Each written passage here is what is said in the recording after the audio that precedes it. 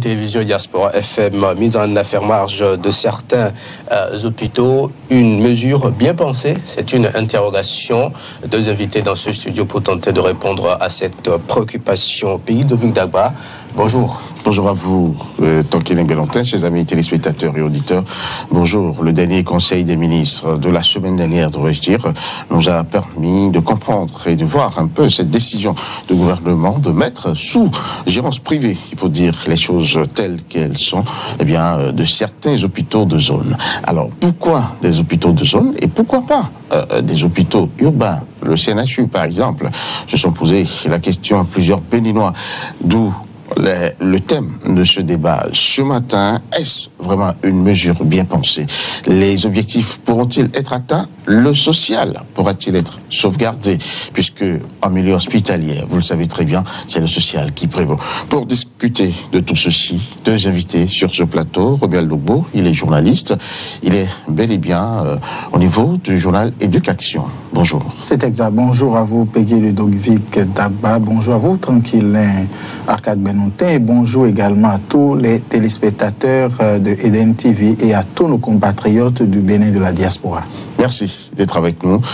Également, avec nous ce matin, Zéphirien Ouga, il est activiste sur les réseaux sociaux, mais avant tout, philosophe, il le revendique. Bonjour. Bonjour, monsieur Dagba, bonjour à toi, monsieur Valentin.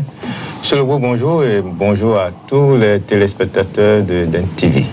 Alors, le débat, il est ouvert, le thème, vous le connaissez. Romuald Logbo, est-ce que vraiment cette mesure de mise sous affermage, eh bien, de certains hôpitaux de zone est vraiment bien pensée, est la bienvenue? Avant de répondre à votre question, Pays Ludovic Dagba, si vous le permettez, clarifions les glossaires, les terminologies, parce que nous sommes suivis de par le monde et vous savez très bien que lorsqu'on parle d'affermage, beaucoup de nos compatriotes ne se retrouvent pas dans cette terminologie. C'est à croire que vous leur parlez chinois.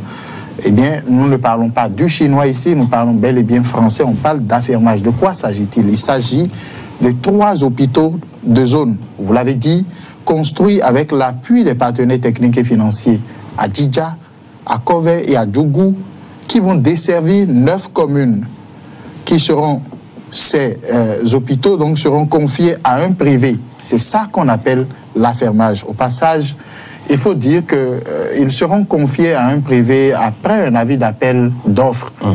Et le gouvernement évoque les raisons d'efficacité. Il est à préciser que ces hôpitaux ont été construits sous le régime défunt, donc construits sous le président Boni Yahi. Alors, revenons à votre question.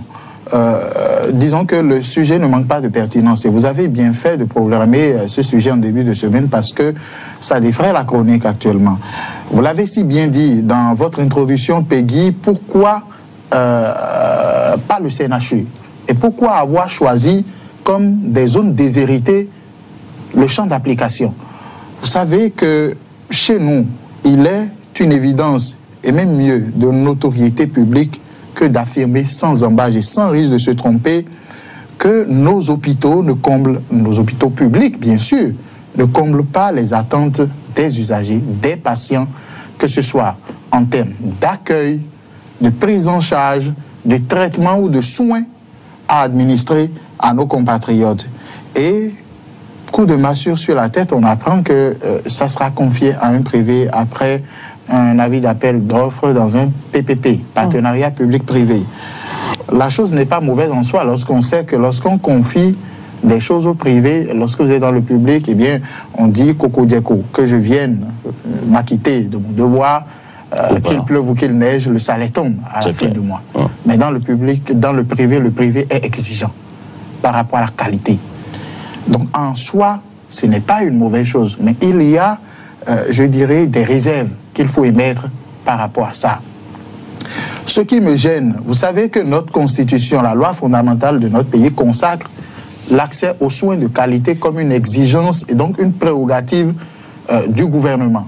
Et mieux, les OMD, devenus ODD, mettent un point d'honneur sur l'accès aux soins de qualité à tous les Béninois.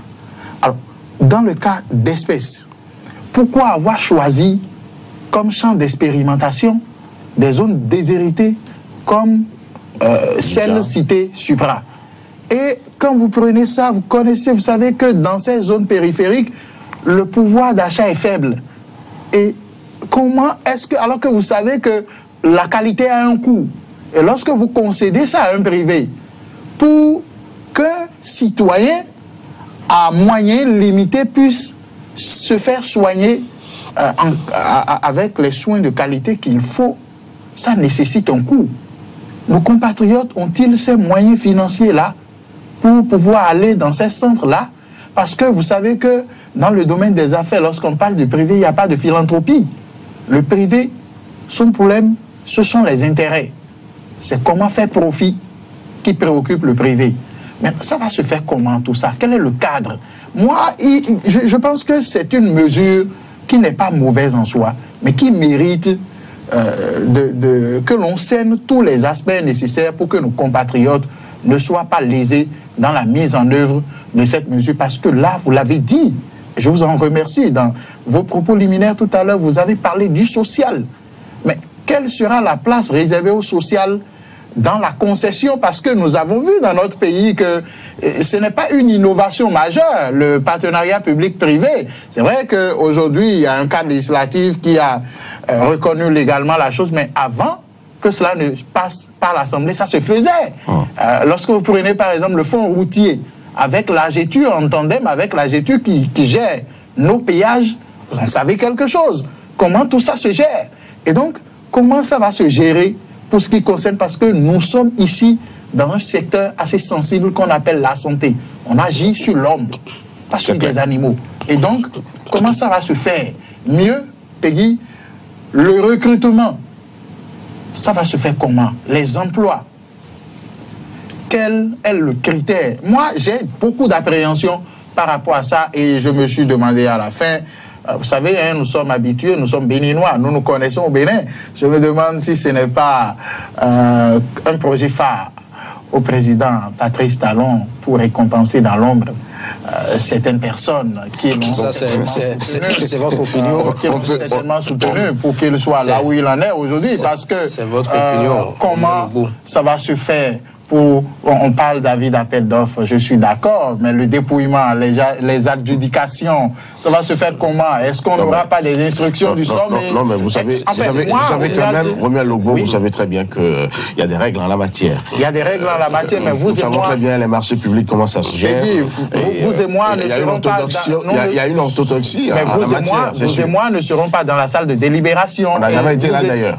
Exactement, vous et moi ne sommes pas de la commission qui doit connaître des dossiers et les dépouiller. En tout cas, moi, Romuald Logbo, j'ai beaucoup d'appréhension, j'ai beaucoup de réserves par rapport à cette décision qui est bonne, je le rappelle au passage, mais qui mérite d'être repensée. On va prendre l'avis de Zéverin Aouga. Oui. Moi, lorsque j'ai entendu cela, je me suis dit, au fait, le gouvernement est dans une posture de réflexion. Et celui qui veut gérer, quand vous êtes appelé à gérer, vous n'avez pas d'état d'âme, vous n'avez pas de sentiment. Ce que vous faites, c'est ce qui vous importe, c'est l'efficience, l'efficacité, tout faire pour réussir votre gestion. Bon, venons à ce dont nous parlons, c'est que les hôpitaux, on parle de la santé. Il s'agit de la santé. Ça fait l'un des besoins fondamentaux de l'homme. Et dans tous les pays, en matière de santé, l'État concède une partie. Ça rentre dans le social. Et l'État fait tous les efforts pour que, au moins, sa population puisse avoir l'accès aux soins, être mieux soignée. Mais on a constaté dans notre pays tout le temps que dans le secteur de la santé, il y a des grèves, des manifestations, des choses, toutes choses qui ne permettent pas forcément à ce que véritablement les hôpitaux tournent réellement pour pouvoir donner le service qu'ils doivent donner aux populations. Alors lorsque vous êtes responsable, que vous êtes face à cela, vous allez être tenté de prendre des mesures. Je crois que l'idée de pouvoir confier ces hôpitaux-là à des structures privées ce que nous appelons affermage. Il faut bien compléter la définition de M. Logbo en disant que le privé qui va prendre en charge ces hôpitaux-là sera tenu de payer des redevances à l'État. Donc, quand on ajoute ça, il va payer des redevances, ça veut dire qu'il gère et puis il paye quelque chose à l'État. Alors, il sera obligé de chercher à rentabiliser. Il va chercher à rentabiliser. Alors, face à cette exigence-là, et en plus l'autre exigence qui est le côté social, parce qu'on est allé dans des zones vraiment reculées où la précarité, la pauvreté, tous les deux se conjuguent au même moment pour ces populations-là. On est allé dans ces zones et c'est là où on veut expérimenter cela. Ça veut dire que finalement que si l'État veut toujours atteindre son objectif du social, l'État sera obligé encore de subventionner. Ça, nous sommes en train de réfléchir. Hein. Nous ne sommes pas membres du gouvernement, nous sommes béninois et nous avons la possibilité quand même de réfléchir sur certaines choses. Donc, moi je trouve un peu que ce serait un peu compliqué, surtout les zones. Parce que votre mot introductif posait déjà la question, mais pourquoi les hôpitaux ruraux, pourquoi pas et dans les centres urbains, pourquoi pas le CNHU par exemple. Le CNHU, on pourrait quand même, avec l'affermage du CNHU, on a des éléments qui nous montrent que ça pourrait marcher. Mais maintenant, Logbo a posé une question. Comment ça va se faire? Les employés qui vont travailler dans ces hôpitaux-là, ils seront toujours traités par l'État? Ou bien ils seront pris en charge par le privé? Parce que c'est quoi? L'État est en train de fuir les mouvements sociaux, les grèves, tout ça là. Mais dans le privé aussi, on peut toujours gréver. Ça dépend du traitement et que votre employeur, le traitement qu'il vous fait, si le traitement n'est pas convenable, vous pouvez manifester. Mais au moins dans le privé, c'est un peu cadré, plus que ce que nous observons au niveau du public. Donc, nous ne sommes pas là pour contredire le gouvernement, mais notre rôle en tant que citoyen, c'est de tirer un peu, de faire quelques remarques pour montrer, pour demander au gouvernement de bien réfléchir à cette affaire-là, parce que on risque de perdre le côté social. On risque de perdre le côté social parce que je ne sais pas quel privé viendra pour garder les coûts en l'État. Parce que là, maintenant, ces hôpitaux, parce que l'État a investi, là, on a emprunté de l'argent chez les institutions, auprès des institutions internationales. Et on a investi, on a construit, mis des infrastructures, on a mis du matériel, tout ça là. Bon, l'État cherche aussi à rentabiliser et pour pouvoir payer en retour. Alors, le privé qui viendra, c'est avec ces redevances que l'État aura les moyens pour rembourser. Bon, alors, le privé, lui, s'il ne gagne rien, comment il va pouvoir payer les redevances? Est-ce que c'est l'État encore qui va subventionner? Parce qu'il y a un aspect social là, et donc, moi, je ne suis pas membre du gouvernement. Ce débat-là concourt un peu à montrer aux membres du gouvernement que, bon, il y a des problèmes réels auxquels on doit réfléchir avant de conclure. Bon, nous ne connaissons pas ce que va comporter le dossier d'appel d'offres. Bon, mais est-ce que c'est dans le dossier d'appel d'offres qu'on va mettre toutes les conditionnalités et tout ça là? Je suis en train de voir quel privé aura le courage de prendre de rentrer dans ce business-là. Parce que... ma question, monsieur Séphrin Rouga, au lieu d'être pessimiste, au lieu de voir déjà peut-être le diable un peu dans cette affaire, est-ce qu'on ne peut pas tenter d'être quand même optimiste? Vous savez très bien, ces hôpitaux sont dans des zones déshéritées. Ça veut dire quoi? Ça veut dire que les moyens sont obsolètes. L'État n'arrive pas vraiment à pouvoir ces centres des moyens techniques qu'il faut. On pourrait avoir par-dessus bien un plateau technique relevé, un plateau technique d'un niveau assez acceptable pour les populations pour pouvoir les prendre en charge de meilleure façon déjà sur le plan sanitaire. Est-ce qu'on ne peut pas aller dans ce sens? Oui, vous avez bien raison, monsieur Dagwa, de parler du plateau technique, tout ça là. Et je crois que ça fait l'un des objectifs que certainement l'État serait en train de poursuivre en voulant aller dans ce sens-là, en voulant confier la gestion au privé.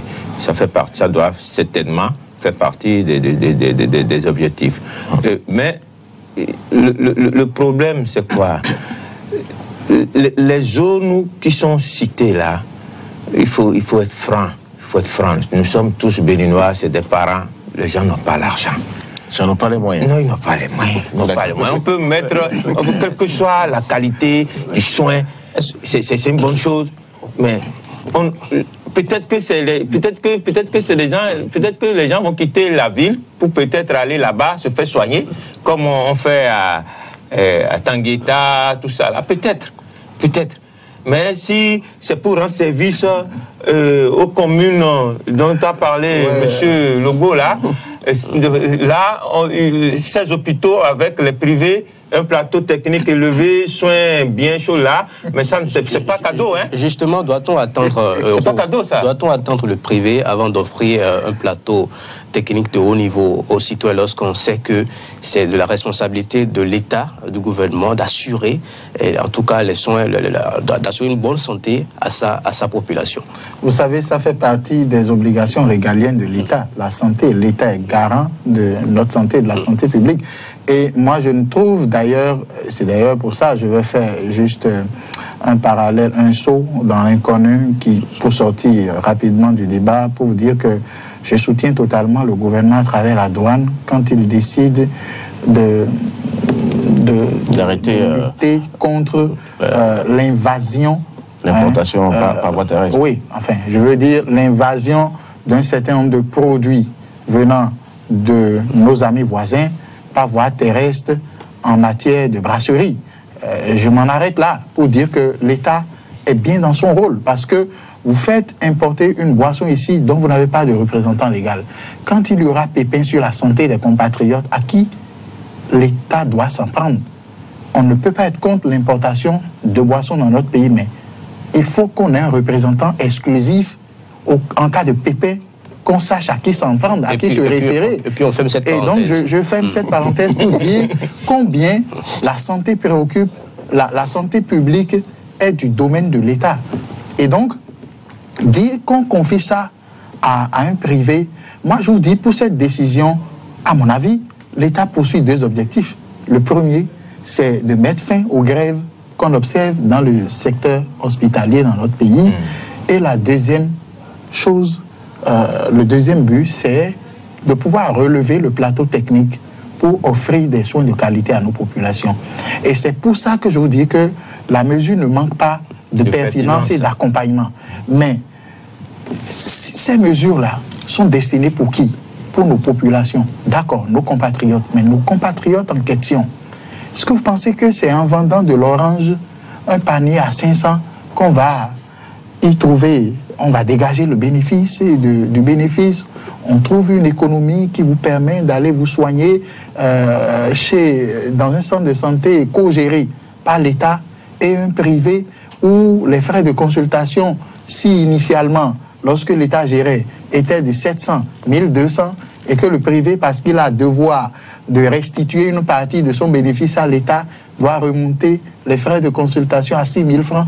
Pensez que nos compatriotes, dans ces zones déshéritées-là, ont 3 000, 6 000, alors que vous savez que même avec 3 000, 6 000, ils gèrent le mois avec. Sur le plan de l'alimentation. M. Ouga vient de mettre en lumière quelque chose. L'hôpital Saint-Jean-de-Dieu de Tangueta. Vous savez combien de Béninois, combien même d'Africains y affluent? Vous savez combien... C'est la qualité des soins qui va dicter le monde. Approchez-vous du directeur, que je connais très bien.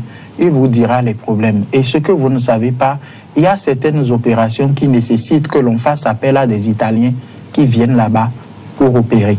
Parce que c'est subventionné par l'extérieur, par certains partenaires étrangers qui, à cause de l'indigence de certains de nos compatriotes, est soucieux de les guérir, de les opérer pour qu'ils recouvrent rapidement la santé, sont obligés de mettre la main à la poche pour venir payer le complément.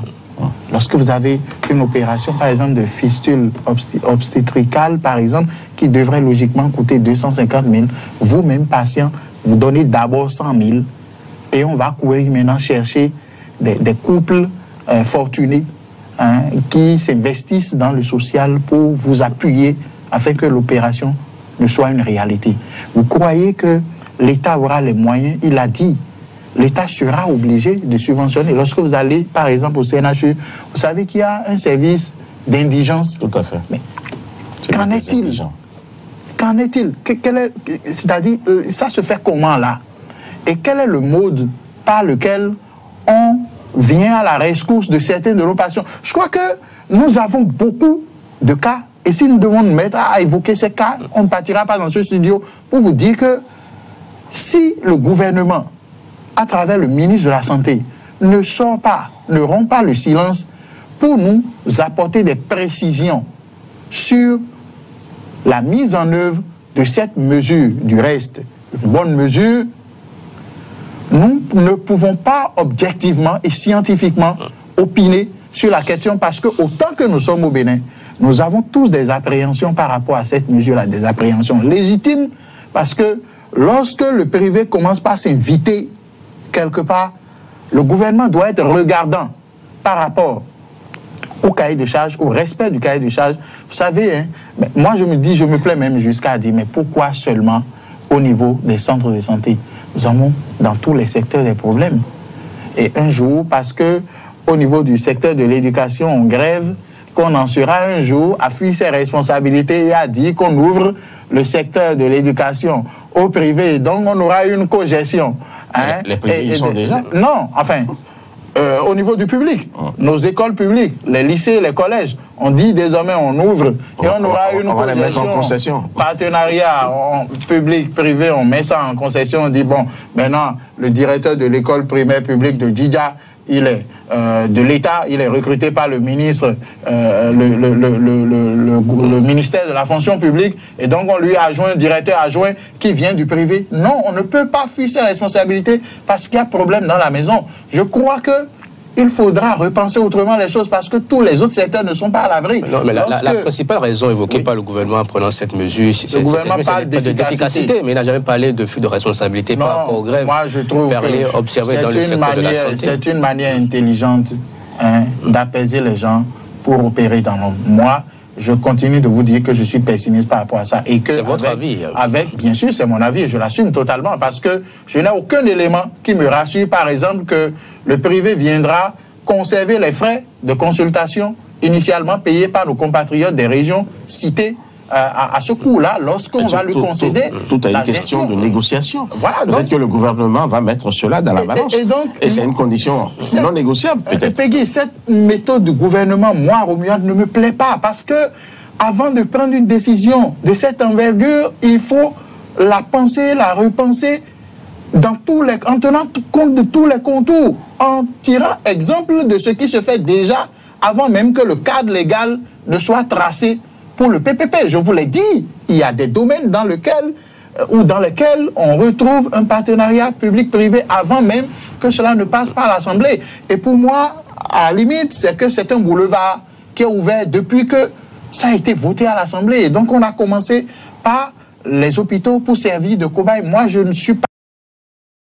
Vous aviez l'habitude de payer pour les consultations 1200, ça va être à 1200 et vous verrez que les soins ne seront plus les soins que vous recevez initialement, ce seront des soins de qualité.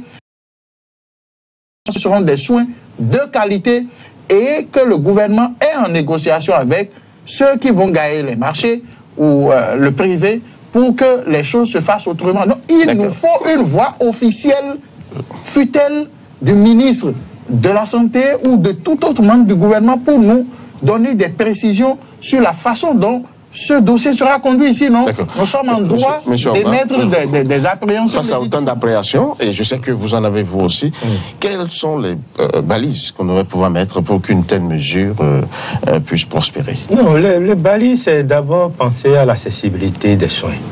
C'est ça là, c'est capital. Et je ne sais pas, avec ce que nous on a peut-être que nous allons trop vite en besogne. On ne sait pas ce que le gouvernement prépare pour pouvoir faire en sorte que cette accessibilité des soins soit toujours garantie aux populations. Parce que jusque-là, le régime défunt avait initié, peut-être un peu maladroitement, c'est le régime d'assurance maladie universelle. RAMU. Le RAMU, qu'on a pensé que ça a été un peu bancal et qu'il fallait revoir tout ça là. Je ne sais pas à quel niveau on est. Je suis en train d'apprendre un peu dans les coulisses que ça va être réintroduit à l'Assemblée. Est-ce que le RAMU sera un outil qui va appuyer cette volonté de confier ces hôpitaux au privé? Est-ce que le RAMU va vraiment rentrer dans le jeu pour pouvoir permettre toujours l'accessibilité des soins? Parce que un hôpital qui n'est pas accessible, qui ne peut pas... Le rôle d'un hôpital, c'est de pouvoir soigner les gens, de pouvoir soigner les malades. Alors si ceux pour lesquels l'hôpital est construit, ils ne peuvent pas avoir accès, c'est-à-dire qu'on peut trouver toutes les formules. Donc, c'est la première chose, c'est le premier objectif, la première balise. L'accessibilité. L'accessibilité d'abord. La deuxième chose, c'est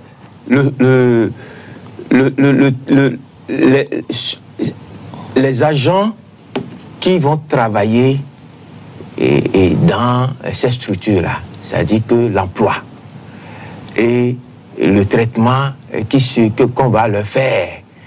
Est-ce que ils auront les mêmes garanties qu'au niveau qu'ils ont au niveau de l'État, puisque depuis jusque-là, c'est l'État qui gère ces structures-là.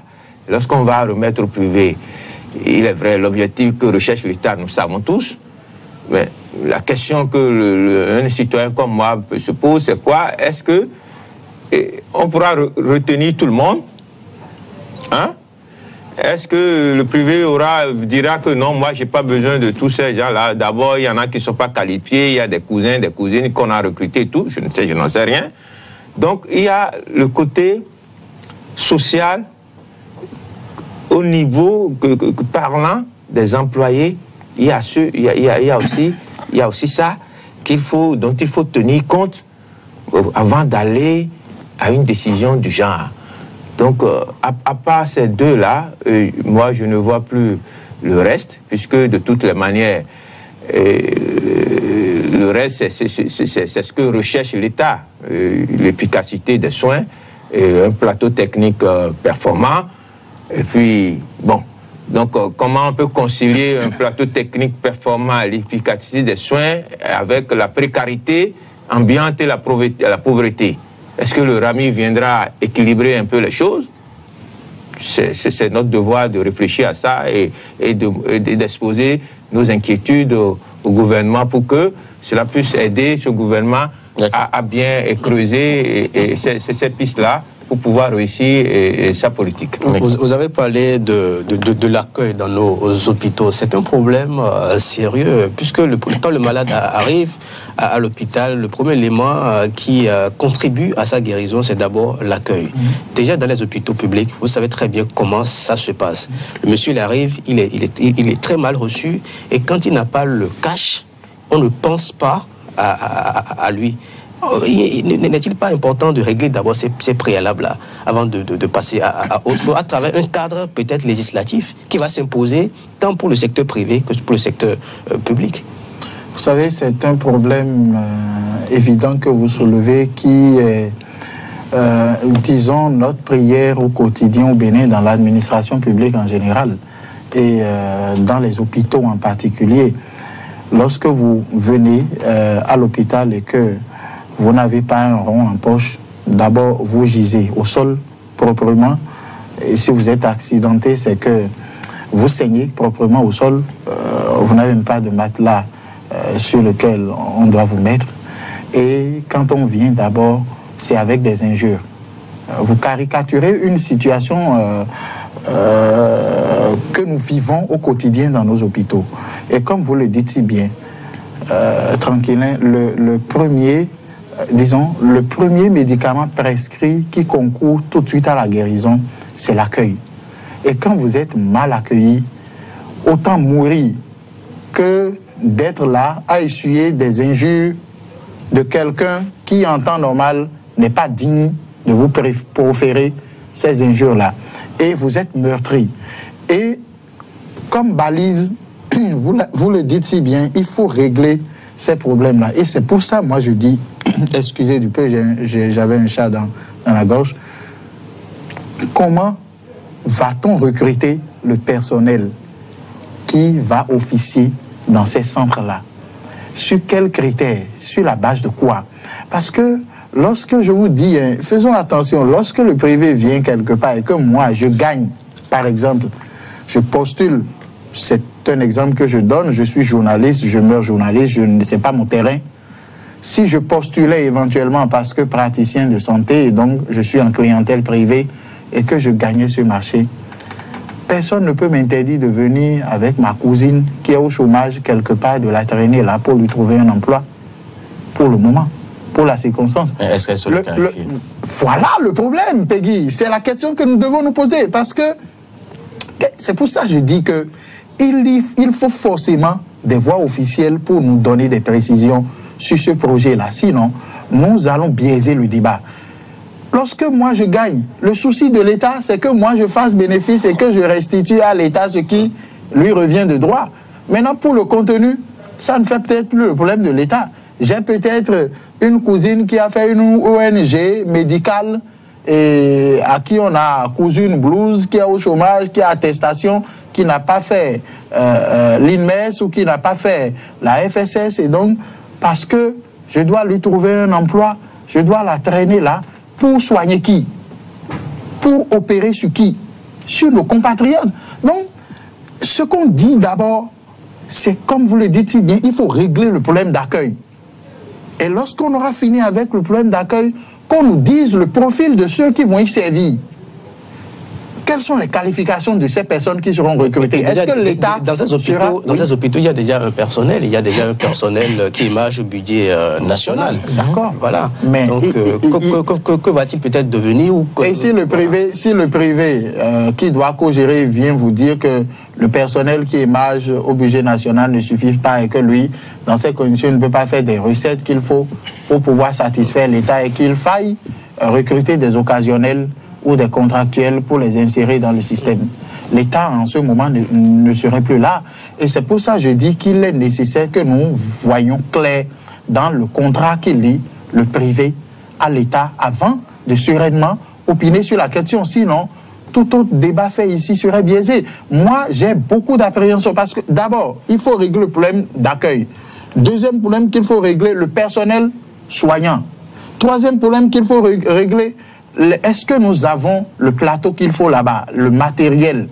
Qu'est-ce qui manque? Qu'est-ce qu'il faut compléter? Qu'est-ce qui a été déjà fait? Il faut faire le point du matériel existant.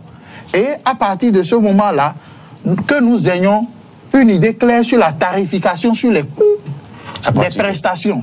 Et donc, à partir de ce moment-là, nous serons en droit d'applaudir l'État par rapport à cette réforme et de souhaiter au mieux qu'elle soit étendue à des zones urbaines, parce que lorsque vous allez au CNHU, c'est l'hécatombe.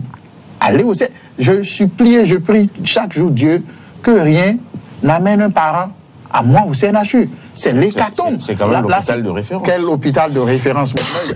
Je préfère de loin aller me soigner au camp Guézola ou aller encore à Paracou, dans l'hôpital, au camp aussi là-bas, construit. Parce que vous avez les moyens d'aller dans ces centres. Non, ce n'est pas une question. Ceux qui n'ont pas le loisir. Lorsque vous allez, par exemple, au camp Guézo, par exemple, oui. Je vous dis, je ne trahis aucun secret, vous avez des soins de qualité, vous avez de très bons médecins là, à moindre coût, comparé au CNHU. Je vais vous donner un exemple. Vous savez, un jour, j'ai surpris un patient, d'accord, qui gisait dans sa peau et qui avait sollicité plutôt une consultation sur rendez-vous avec un professeur agrégé au CNHU là, d'accord. Et il est venu le jour du rendez-vous pour être reçu parce que vous avez un note de passage et il patientait sur le banc d'attente. Vous savez, quand le professeur est venu, après avoir fait le tour des patients admis en hospitalisation dans son unité, quand il a fini de faire le tour, vous savez ce qu'il a dit? Il a simplement dit à son secrétaire d'annuler tous les rendez-vous du jour là parce que le chef de l'État vient dans son village et que lui, il va accueillir le chef de l'État. Pendant ce temps, le patient qui gisait dans sa peau, qui a sollicité plutôt une consultation, un rendez-vous, qui a payé, est devenu quoi? Vous pensez que s'il avait les moyens d'aller dans le privé, payer 10 000 francs de consultation, il va s'égarer au CNH? Il y a des problèmes. Ne nous leurrons pas. Il y a des problèmes. Vous avez parlé tout à l'heure du camp Guézo, qui est géré par le génie militaire. Il y a la rigueur, il y a la qualité du soin. Au lieu de confier les hôpitaux privés, pourquoi ne pas faire appel, par exemple, à ces militaires-là au génie militaire, confier la gestion de certains hôpitaux où il y a manque d'efficacité à ces gens-là, qui ont prouvé, en tout cas sur le plan, leur efficacité.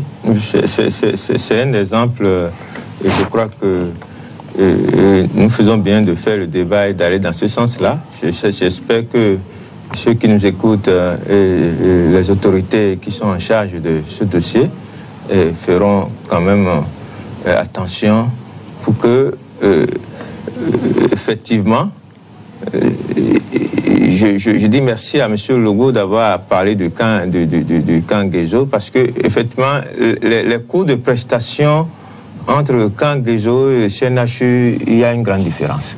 Parce que moi aussi, j'ai pratiqué un peu le camp Guézo. Le coût de prestation et la promptitude avec laquelle on s'occupe de vous, un peu, il y a une différence. Donc, on peut, comme il y a donc un problème de laisser aller.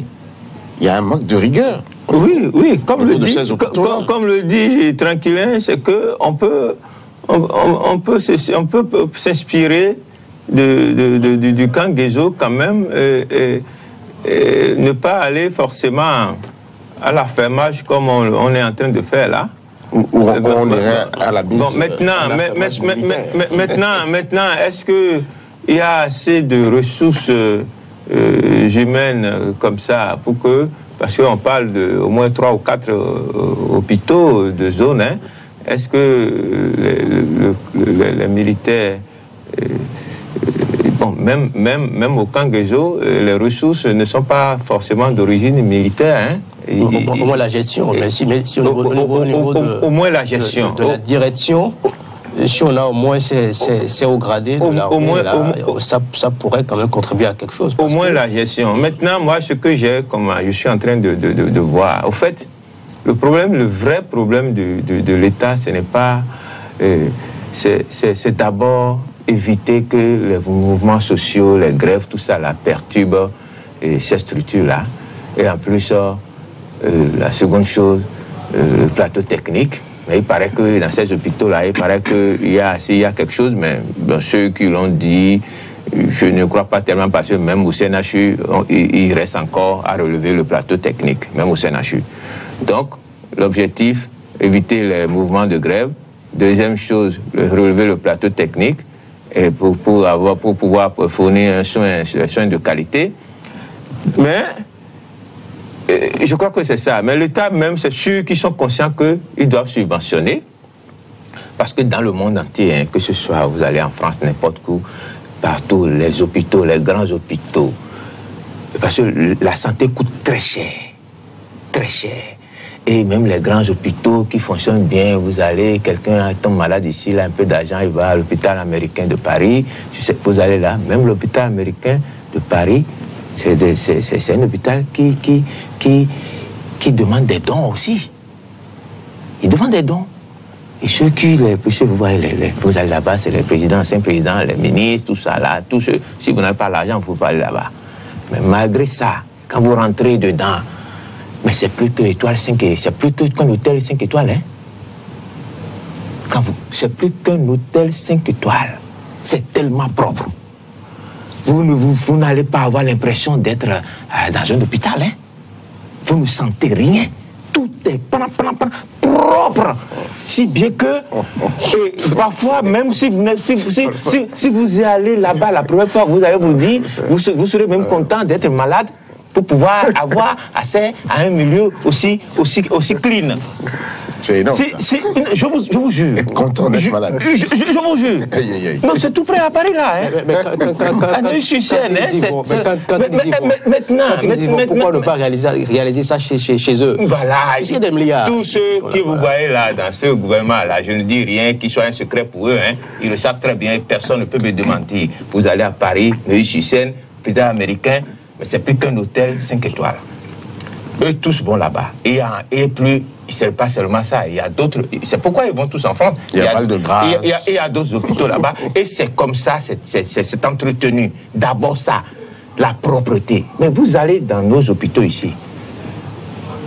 Parfois, je me pose des questions. Je dis, mais on dit le gouvernement fait la publicité pour distribuer des moustiquaires et imprégner partout. Mais vous allez dans nos hôpitaux, ce sont les moustiques qui vous attaquent sauvagement. Il n'y a pas de moustiquaires, il n'y a rien dans les hôpitaux. Et au même moment, dans le même pays, l'État dit qu'il lutte contre le paludisme. Et on bataille. Mais le malade qui vient à l'hôpital, lui, il est exposé aux moustiques. Voilà un peu les contradictions. Et maintenant, la propreté, l'hygiène dans nos hôpitaux. Donc, à cause de tout ça, je crois que le privé peut apporter un peu. Mais le risque, c'est le côté social.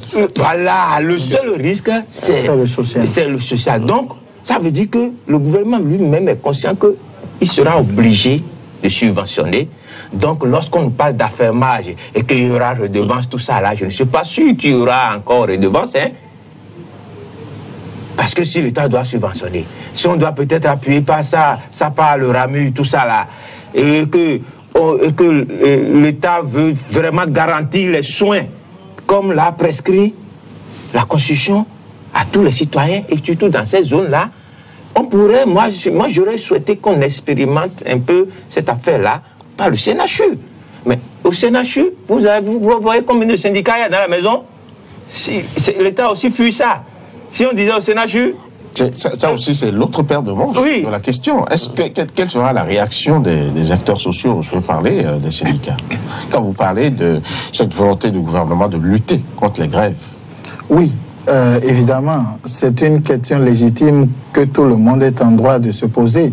Parce que, est-ce que, avec ça, quel serait également le sort au niveau des personnes dont on doit défendre les intérêts? Est-ce que l'État n'est pas en train de vouloir aller jusqu'à supprimer ce qui revient de droit à certains des praticiens de santé? Vous savez que quand ils décident de paralyser le système sanitaire, vous les connaissez. Au passage, je salue le professeur Hans qui prend le lead des choses en son temps. Et vous savez, parfois même, il y a même des revendications de ces praticiens qui n'ont rien de pécunier, qui n'ont pas d'incidence financière. La dernière revendication en date, qu'est-ce que les praticiens du CNHU ont demandé? Ils ont dit, le matériel sur lequel nous travaillons là, date de Mathusalem. Pardon. Changez-nous ça. On ne peut plus continuer par travailler sur l'homme avec ce que vous nous donnez comme matériel là depuis 60, alors que, entre-temps, la science a évolué. Ils ne sont pas sortis pour demander de l'argent.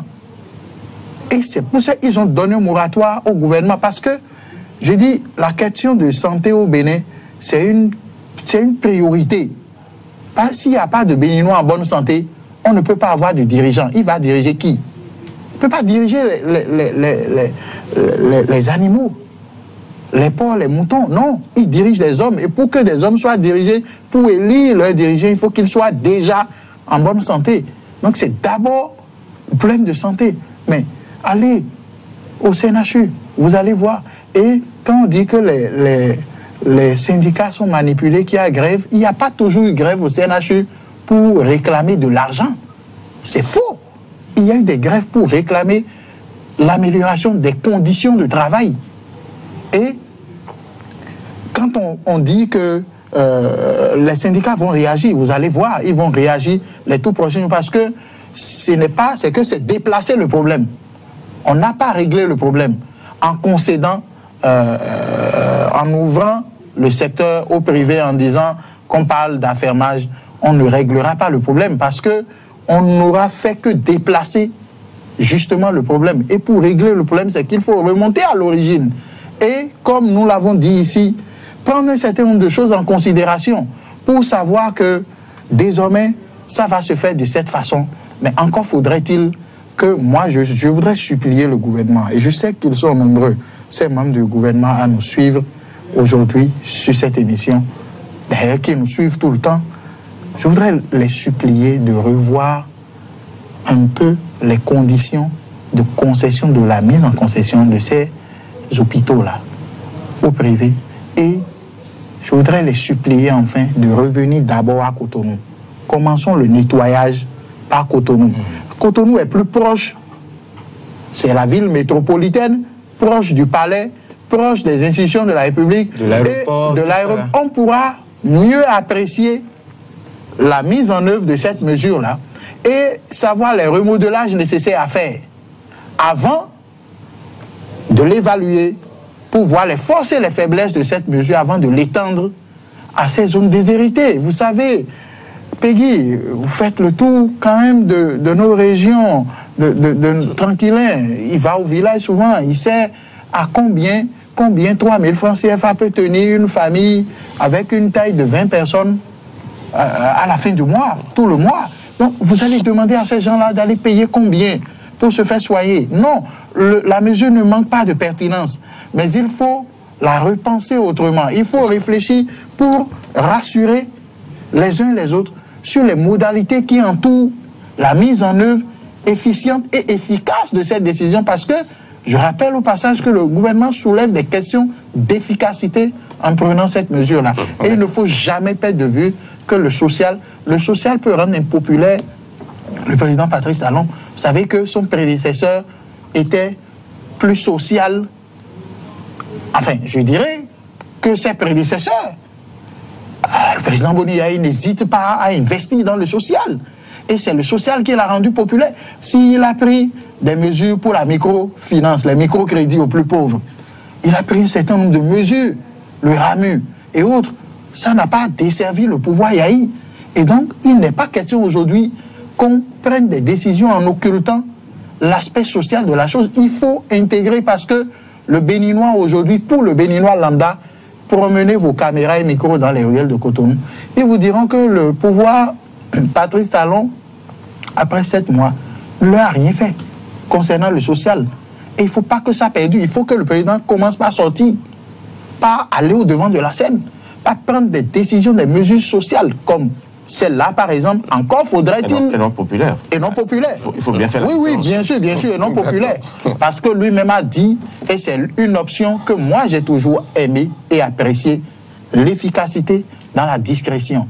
Et il faut que cette efficacité touche le social, parce que s'il n'y a pas le social, il serait beaucoup difficile pour le président, honnêtement, de gérer de façon sereine et paisible le Bénin, parce que nos compatriotes auront le sentiment qu'il ne fait rien pour eux. Donc il faut qu'ils viennent leur expliquer les mesures qu'il prend, dont celle-ci, celle en débat, pour qu'on nous rassure sur les modalités de cet affermage-là, sans quoi nous allons biaiser le débat. Je crois que ceux qui nous écoutent ont bien compris. On va conclure.